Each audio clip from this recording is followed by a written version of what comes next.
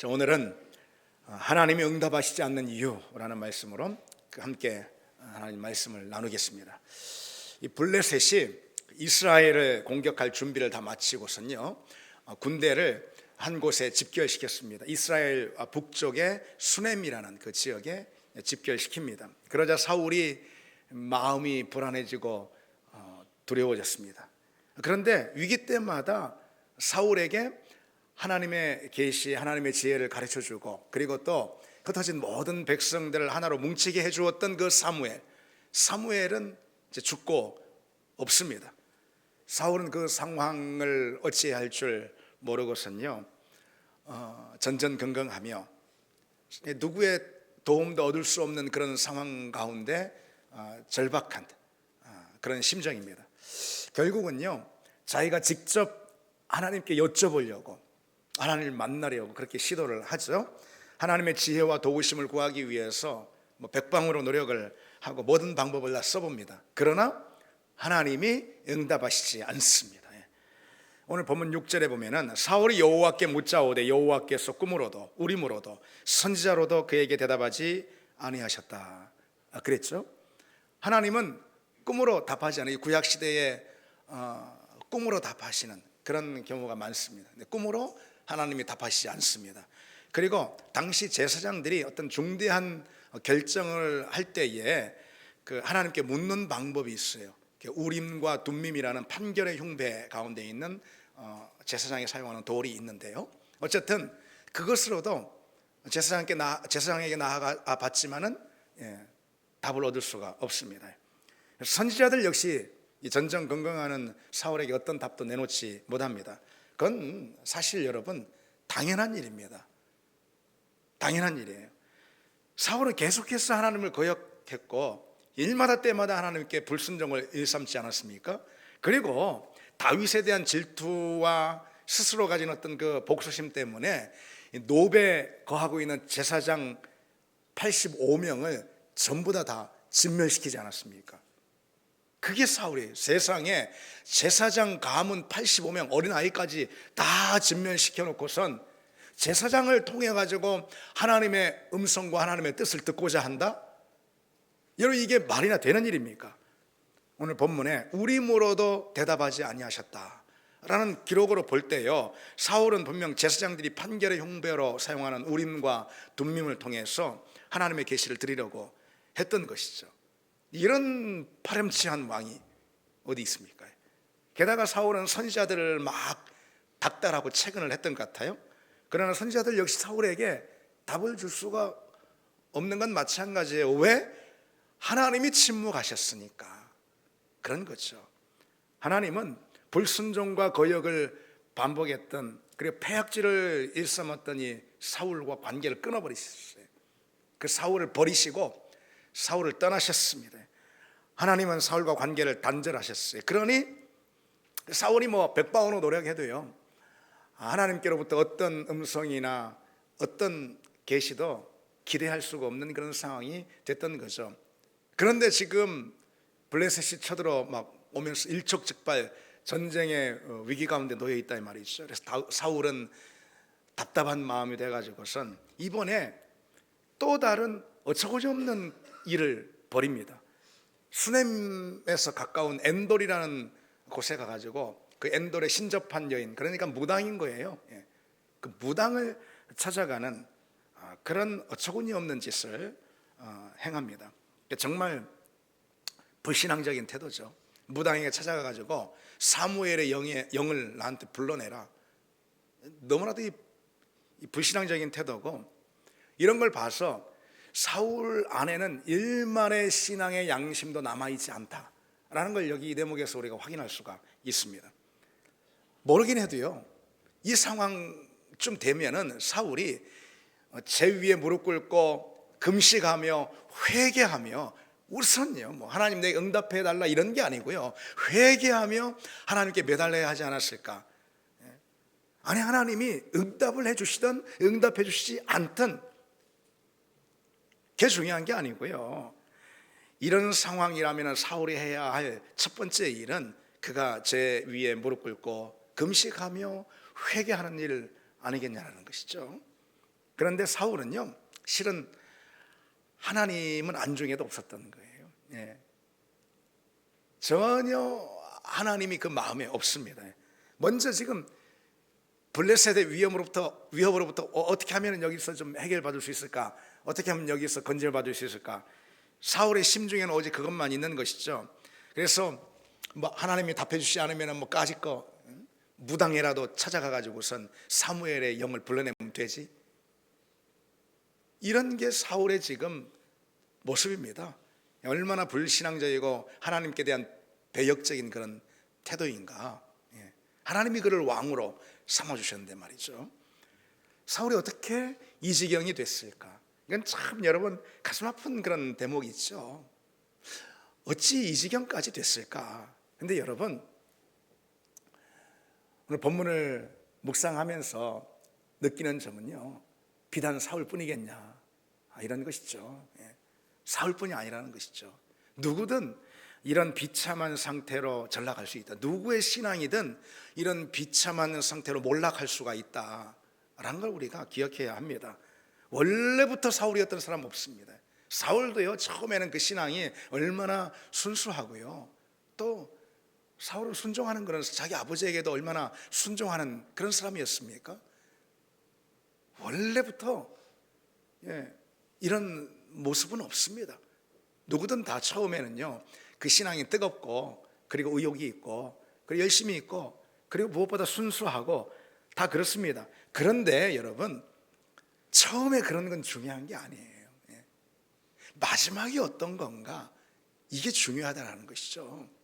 처음 내 모습이 어떤, 이런 게 중요해요. 끝까지 가는 것이 중요합니다.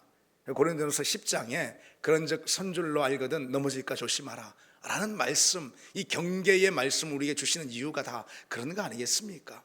처음부터 자빠져 있는 사람이 어디 있습니까? 처음엔 다 서 있다 이 말이죠. 그러나 가다가 넘어지는 거예요. 끝에 보니 다 자빠져 있습니다. 그런 것이 신앙의 가장 큰 위험인 것이죠. 우리에게 도사리고 있는 가장 큰 신앙의 위험이 무엇이냐? 지금 가지고 있는 이 순수함, 지금 가지고 있는 이 믿음의 열정, 이것이 끝까지 가지 못하는 거죠. 우리에게 제일 중요한 점검사항은 처음 가진 나의 믿음이 지금도 그리고 끝까지 가고 있는가, 이것이 우리의 점검사항이고, 그리고 이것이 우리의 가장 중요한 기도 제목입니다. 그래서 우리가 항상 여러분 두렵고 떨림으로 우리 영적인 상태를 관리할 수 있는 그런 여러분 다 되길 바랍니다. 다시 본문을 보시면은요, 이 사울의 영적인 상태가 완전히 지금 추락을 해가지고요, 결국 이 사울이 쉽게 말해서 용하다는 그 신접한 여인을 찾아가가지고 지금 당장 사무엘의 영을 불러내라, 그렇게 재촉하고 있습니다. 그리고 이어서 성경에 보면은 정말 좀 이해할 수 없는 미스터리한 그런 장면이 펼쳐지죠. 다시 말해서 엔돌의 신접한 여인이 이 사무엘의 그 혼령을 말하자면 불러내는 그런 장면입니다. 그런데 여러분, 여기에 등장한 사무엘의 영이 진짜 사무엘 맞을까요? 그 질문을 좀 해야 합니다. 무당의 제의로, 신접한 여인의 강신술로 불려나온 이 사무엘의 영을 진짜 사무엘의 영이라 이렇게 볼 수가 있겠냐라는 거죠. 그런 건 좀 무리가 있습니다. 먼저요, 여러분, 왜냐하면 성경은 모든 주술 행위를 하나님 보실 때 가증한 일로 여기고 있고요, 죽은 자의 영을 불러내는 이 초혼 행위를 성경은 아주 엄격하게 금지하고 있기 때문에 그렇습니다. 신명기 율법의 말씀에. 그리고 여러분, 사무엘이 누구예요? 사무엘은 하나님의 사람이잖아요. 하나님의 사람인 이 사무엘이 이 무당의 제의를 통해서 말하자면 저 세상에서 이 세상으로 불려 나온다? 이것처럼 좀 비성경적인 그런 모습은 없다 이 말이죠. 더군다나 지금 하나님께서 사울에게 응답하시지 않고 있어요. 답답해진 사울이 지금 무당을 통해 사무엘의 영을 불러내고 있는 이 장면인데, 하나님이 응답하시지 않고 있을 때 느닷없이 사무엘이 나와가지고 하나님의 계시를 들려준다? 이것도 오늘 본문의 문맥상 맞지 않는 얘기 아니겠습니까? 그래서 여러분, 오늘 본문에 불려나온 이 사무엘의 영은 진짜 사무엘이다 이렇게 할 수가 없습니다. 여기 이 사무엘의 영은 실은 악한 영, 미혹하는 거짓의 영, 그것의 하나의 어떤 속임수에 불과하다라고 할 수가 있어요. 그래서 뭐 종교개혁 신학자로부터 해가지고 많은 성경의 신학자들이 실은 그렇게 오늘 본문을 해석하고 있죠. 악한 영, 거짓의 영이 속임수로 등장한 거예요. 이 신접한 여인을 통해서. 그런데 또 재밌는 것은요, 그렇게 신접한 이 여인을 통해서 불려 나온 이 거짓의 영인 이 사무엘의 영이 말이죠, 결과적으로는 뭐 다 옳은 말들을 하고 있습니다. 너는 하나님께 불순종하고 거역하였기 때문에 하나님이 너를 버리셨다. 그리고 하나님이 너의 대적이 되셨다. 이제 하나님께서 너를 블레셋 사람의 손에 붙이시리라. 근데 말은 옳은데 실은 이것이 사울 양심의 반영, 사울 양심의 소리다 라고 말할 수도 있겠죠. 어쨌든 그 일로 인해서요, 결과적으로는 뭐냐면요, 사울이 얻은 건 없어요. 결과적으로는 그 일로 인해서 사울이 무당을 찾아갔다라는 그 말년의 중대 범죄 하나를 추가한 것밖에는 사울 입장에서 얻은 것은 없습니다.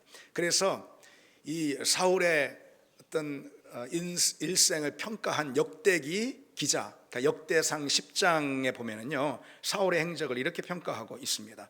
사울이 죽은 것은 여호와께 범죄하였기 때문이라. 그가 여호와의 말씀을 지키지 아니하고 또 신접한 자에게 가르치기를 청하고 여호와께 묻지 아니하였으므로 여호와께서 그를 죽이시고 그 나라를 이새의 아들 다윗에게 넘겨주셨느니라 라고 말씀하고 있어요.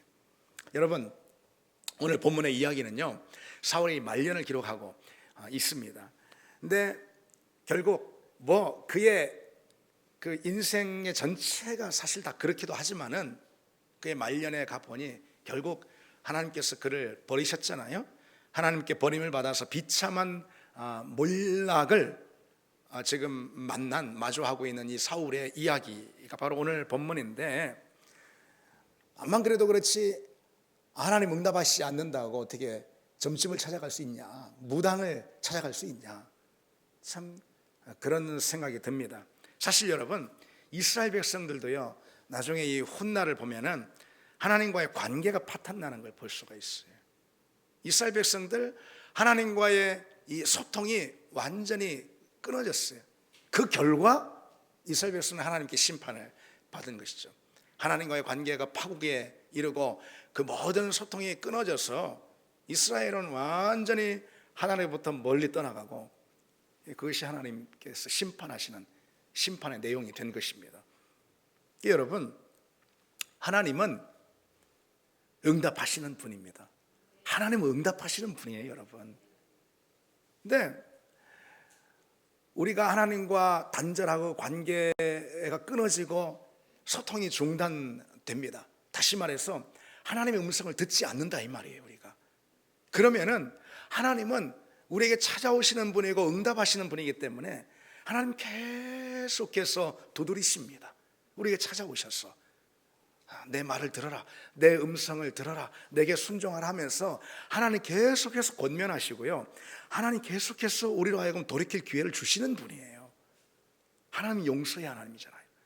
계속해서 끊임없이 하나님은 우리에게 돌아올 기회를 주시고 우리 마음을 두드리시는 그런 분이에요. 그래도 끝내 돌이키지 않은 사람이 있다 이 말이에요. 사울이 그것을 보여주지 않습니까? 끝내 외면하고 돌이키지 않는 사람이 있어. 그럼 어떻게 돼요? 하나님과 우리의 인격적인 관계라 이 말이에요.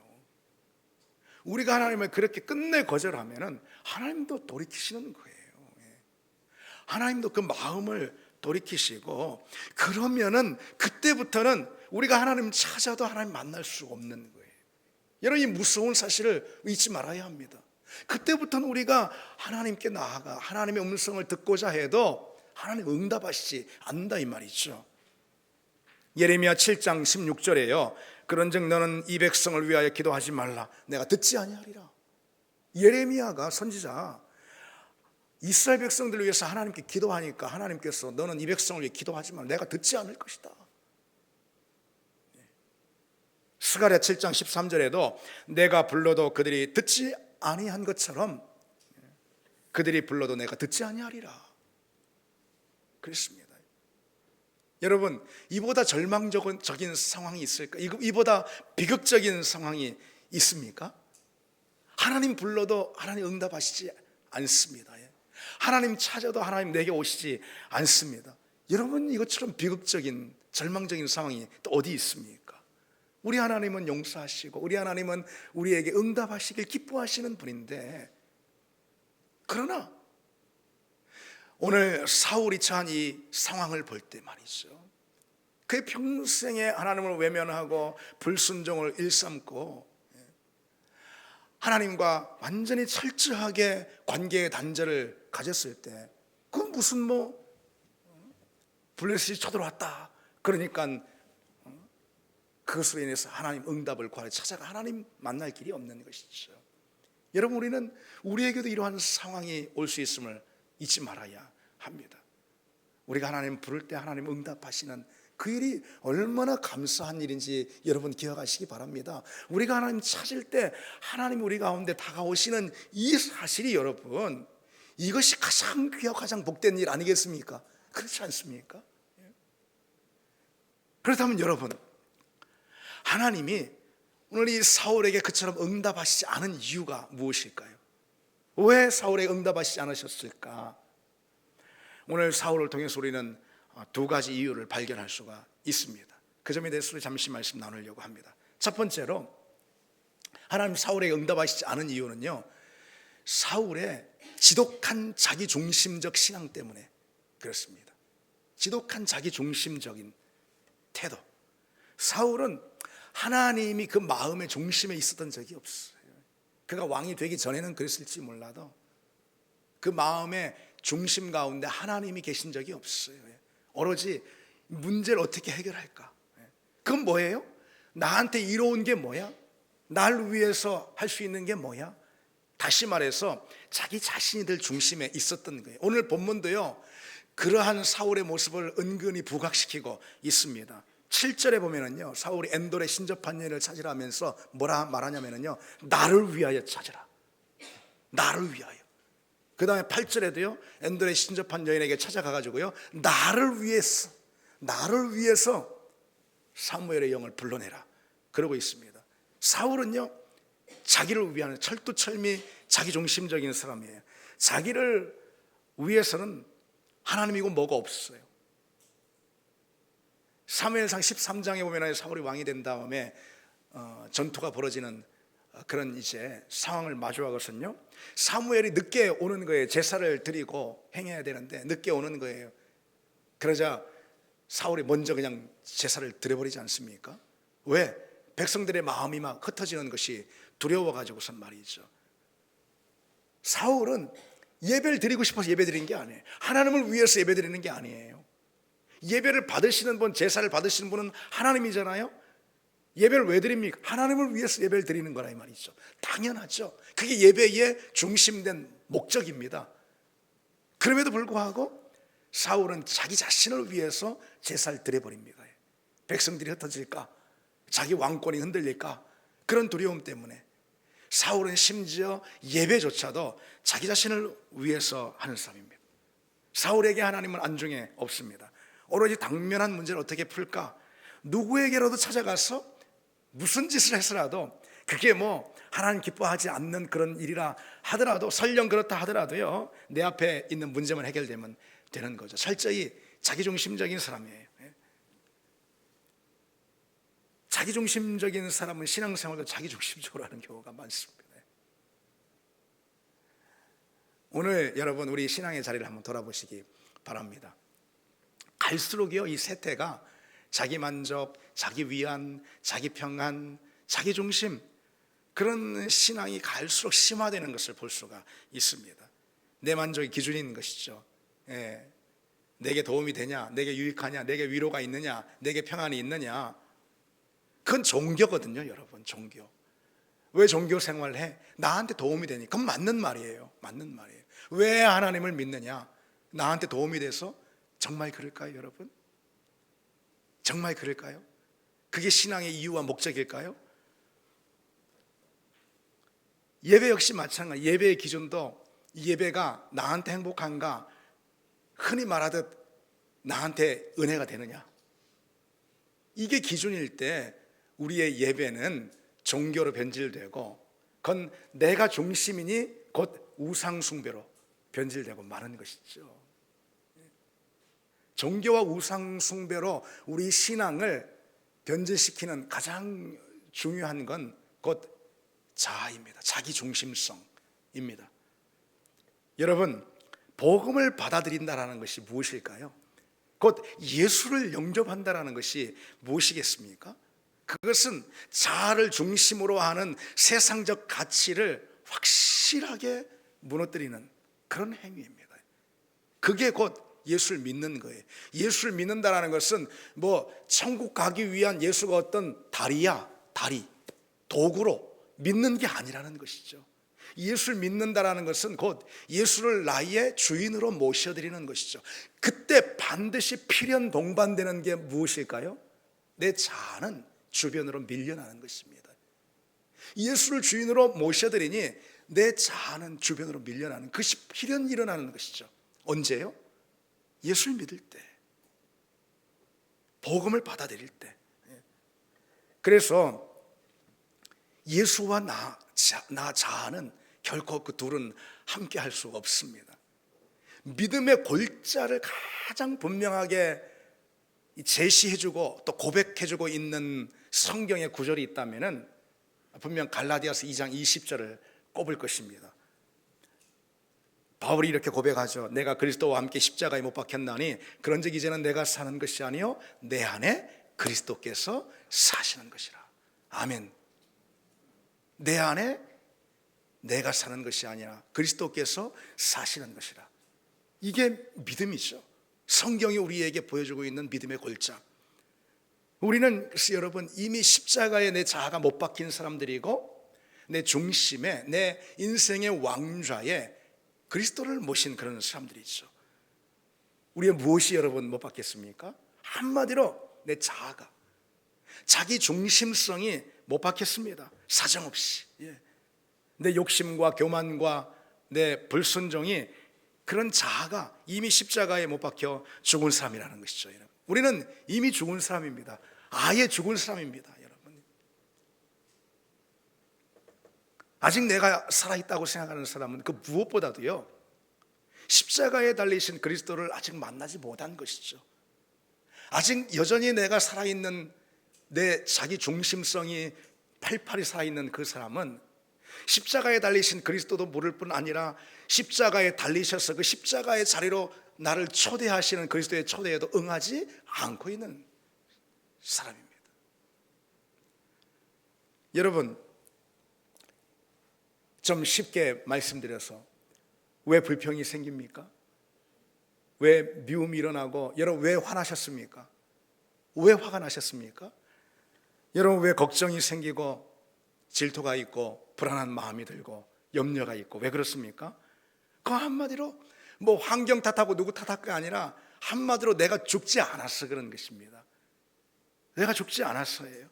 죽은 사람이 무슨 자존심이 있습니까? 죽은 사람이 뭐 어디다 대고 화를 낼 것이 있습니까? 죽은 사람이 뭐가 억울합니까? 죽은 사람이 뭐에 그렇게 섭섭하고 서운한 것이 있습니까?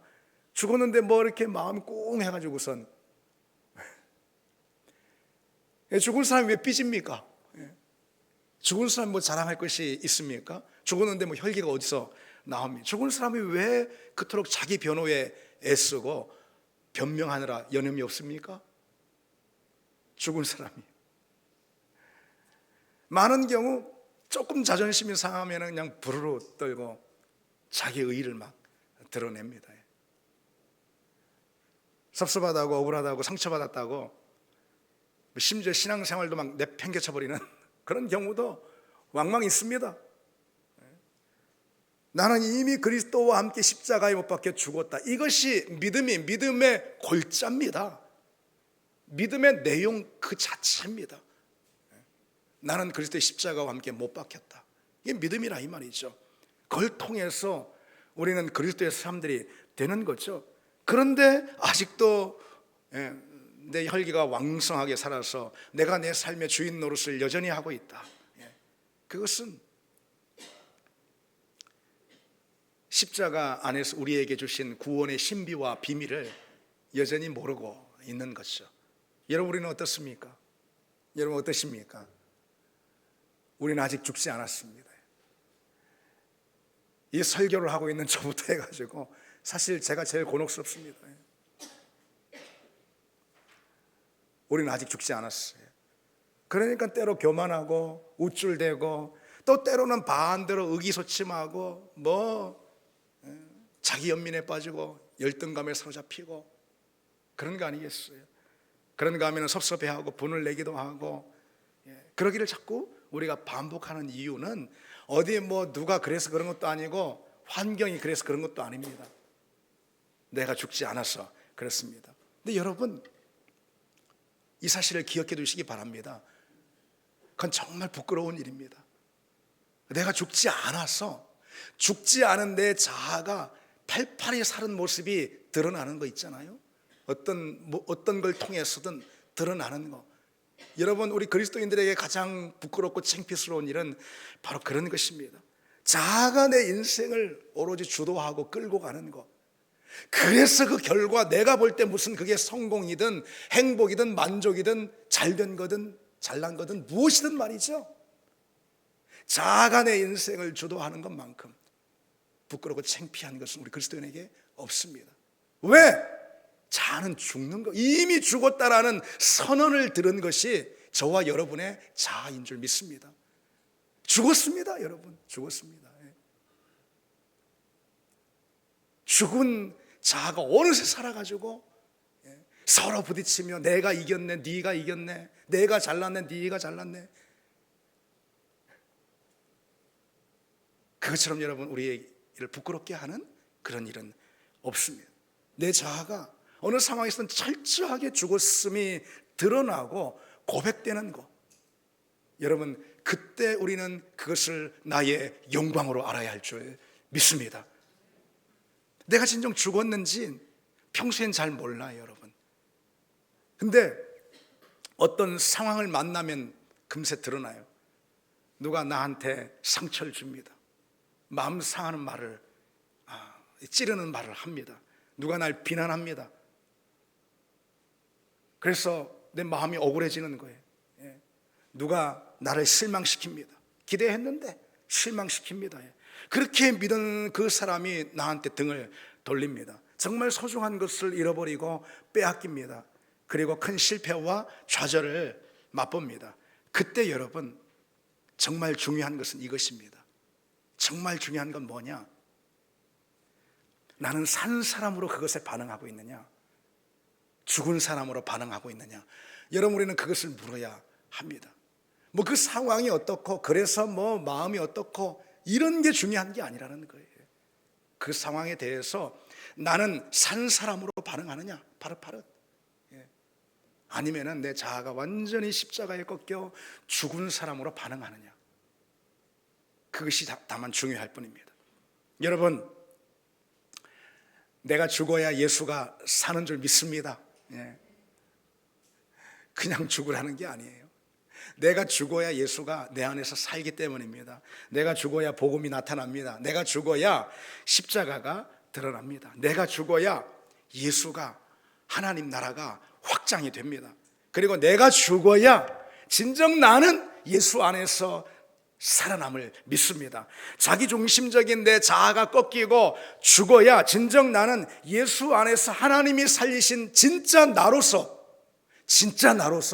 살아갈 수 있을 줄 믿습니다. 그런 여러분 되시기를 바랍니다. 둘째로, 지금 하나님이 사울에게 응답하시지 않는 이유를 찾아보고 있는데요, 응답하시지 않는 이유가 무엇이냐? 그건 사울이요, 하나님과 완전히 지금 그 관계가 단절이 돼가지고 불통의 상태에 있었기 때문에 하나님이 사울에게 응답하시지 않은 것입니다. 여러분, 재미있는 사실은요, 이 사울이라는 이 이름 있잖아요, 이것은 원래 이 히브리어 샤알이라는 동사, 히브리 동사에서 나온 그런 말이거든요. 근데 이 샤알이라는 동사는 묻다, 에스크, 라는 그런 의미가 있습니다. 그런데 여러분, 사울의 한번 일생을 보십시오. 그런 사람이 아니에요. 자기 이름과 전혀 동떨어진 그런 사람이었잖아요. 그는 하나님께 묻지도 않고 하나님 말씀을 기울여 듣지도 않습니다. 순종하지 않습니다. 그는 하나님의 음성에 전혀 관심이 없었어요. 하나님과의 관계가 단절되는 거, 어쩌면 너무나도 당연한 그런 결과였습니다. 그렇게 이 사울은요, 하나님과의 단절 가운데 오랫도록 살았어요. 사울이 왕이 된 다음에요, 지금 현재 이 28장에 오면은 40년 흐른 거예요. 40년. 그리고 곧장 다음 장에 사울이 죽지 않습니까? 오랫동안 하나님과의 소통이 완전히 중단된 상태로 이제까지 온 거예요. 하나님의 음성을 전혀 듣지 않고요, 들으려고 해본 적도 없습니다. 하나님 실은 사무엘을 통해서 그토록 말씀하셨잖아요. 듣지 않았어요. 그러다가 이제 블레셋이 쳐들어왔다라는 그런 큰 위기에 문제에 봉착하니까 이제 와서 허둥지둥 하나님 음성을 듣겠다고 그러고 있지 않습니까? 하나님이 응답하시지 않는 건 너무나도 당연한 것이고, 왜 하나님의 응답이 없느냐? 그것은 하나님이 듣지 않으시는 분이 아니라서 곧 우리 스스로 하나님의 응답을 막아버린 결과라는 것이죠. 사울이 그랬습니다. 우리 스스로 하나님의 응답을 막아버려서 그런 거예요. 그래서 여러분, 우리가 기억해야 할 것이 있습니다.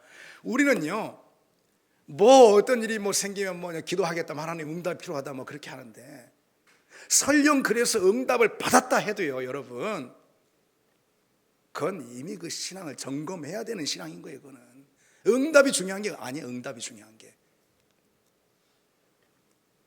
게 뭡니까, 여러분? 평소 우리는 하나님과 대화적 관계가 되고 있는가?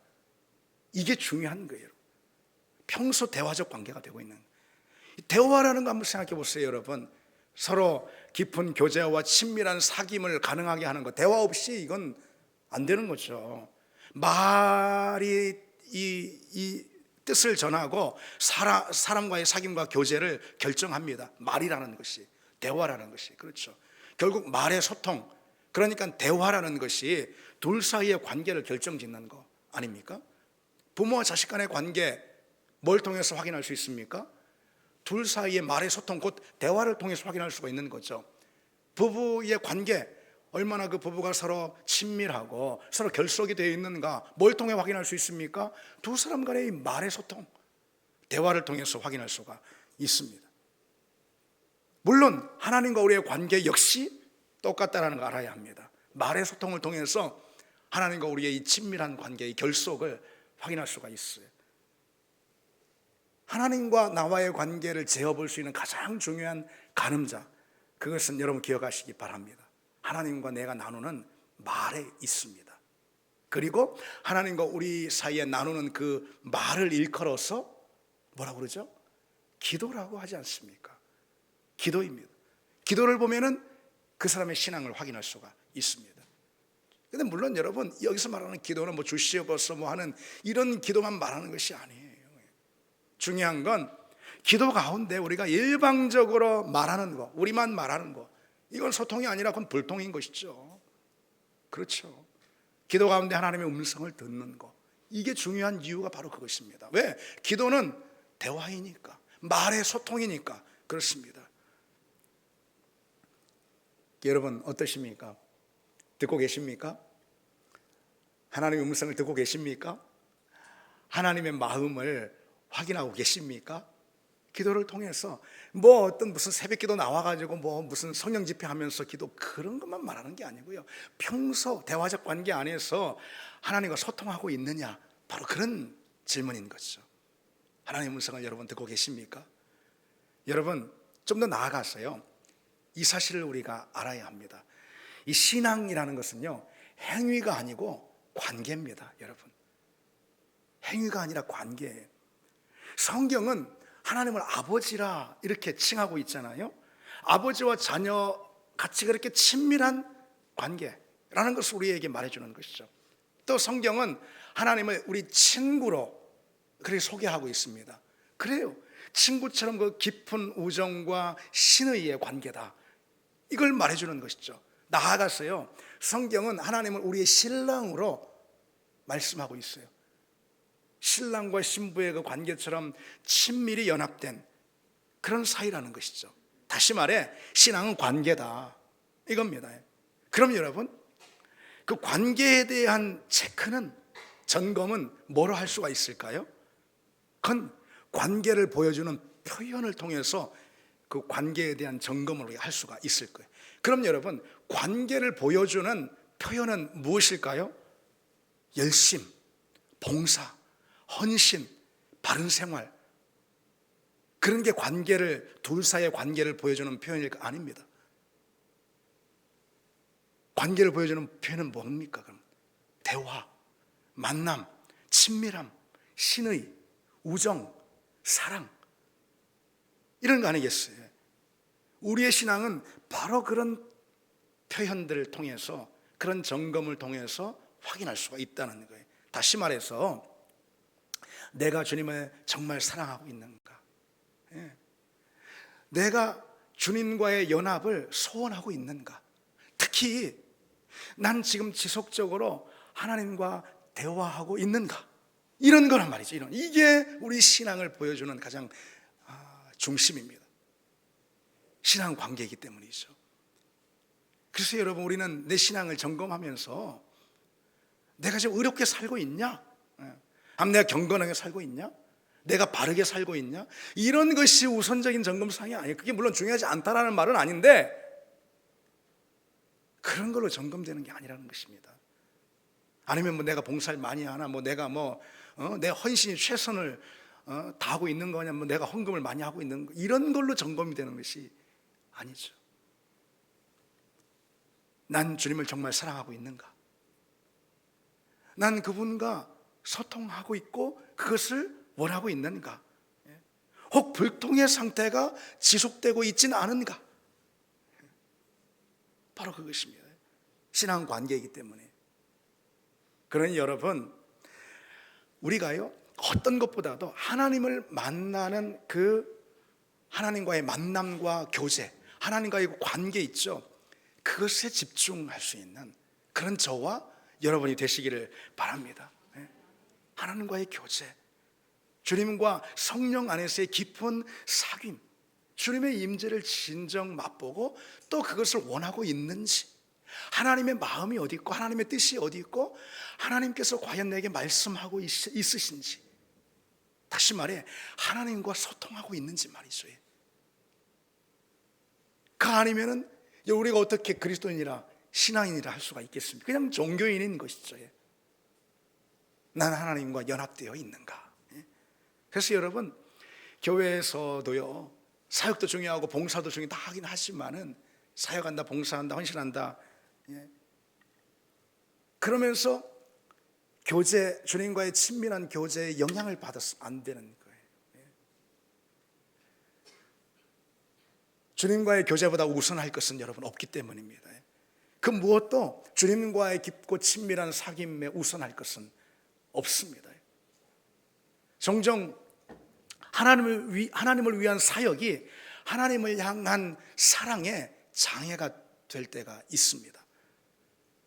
간혹 하나님을 위한 일이 하나님과의 소통에 방해가 될 때가 있습니다.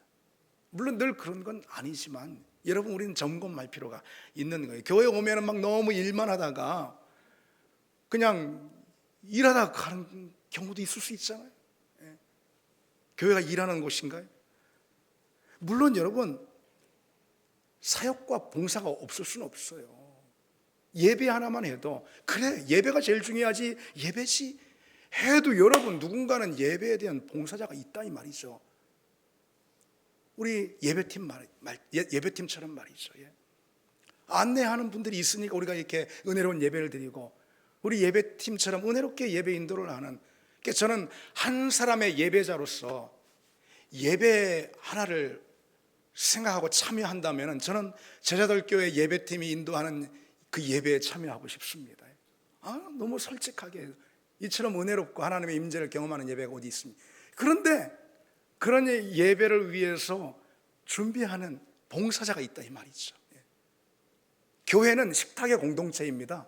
그렇잖아요. 가정이 밥상 공동체인 것처럼 교회는 식탁 공동체예요. 아니 만나팀의 수고가 없이는 그런 공동체를 우리가 누릴 수가 없지 않습니까? 그래서 우리가 사역이나 봉사 이런 것을 무시하는 것은 바로 환상 같은 그런 말입니다. 그럼에도 불구하고 여러분, 주님과의 교제와 연합보다 우선하는 것은 없습니다. 사역과 봉사, 헌신으로 일컬어지는 우리의 모든 수고나 일들이 하나님을 향한 사랑에 끼어들지 못하도록 해야 하고, 주님을 향한 사귐의 방해가 되지 않도록 하는 그 관리가 여러분 우리에게 필요한 줄 믿습니다. 일하다 지쳐가지고 그냥 다 김 빠져가지고선 오늘 주일은 내 열심히 밥 짓는 것밖에 없고, 오늘 주일은 내가 열심히 차량 봉사한 것밖에 생각 안 나면 안 되지 않습니까? 여러분, 그 모든 일들이 다 귀하고 모든 섬김을 하나님께서 다 기억하시는 줄 믿습니다. 그러나 그거 왜 있습니까? 하나님과의 만남, 하나님과의 깊고 친밀한 교제를 위해서 있는 줄 믿습니다. 그 소통이 끊길 때 우리는 하나님이 응답하시지 않는 그 비극적 상황을 마주하게 되는 거죠. 이제 말씀 맺겠습니다. 여러분, 하나님이 응답하시지 않는 이유가 어디 있냐? 자기중심적인, 독할 정도로 그런 사울의 모습을 통해서 우리는 자기중심적인 신앙의 태도임을 우리가 발견하게 됩니다. 하나님이 응답하시지 않는 이유, 교제가 끊어지고 기도가 멈추는 불통의 상태이기 때문이죠. 여러분, 우리가 하나님과 통하고 있는지 돌아볼 수 있는 그런 여러분 되시기를 바랍니다. 우리 같이 찬양 드리겠습니다.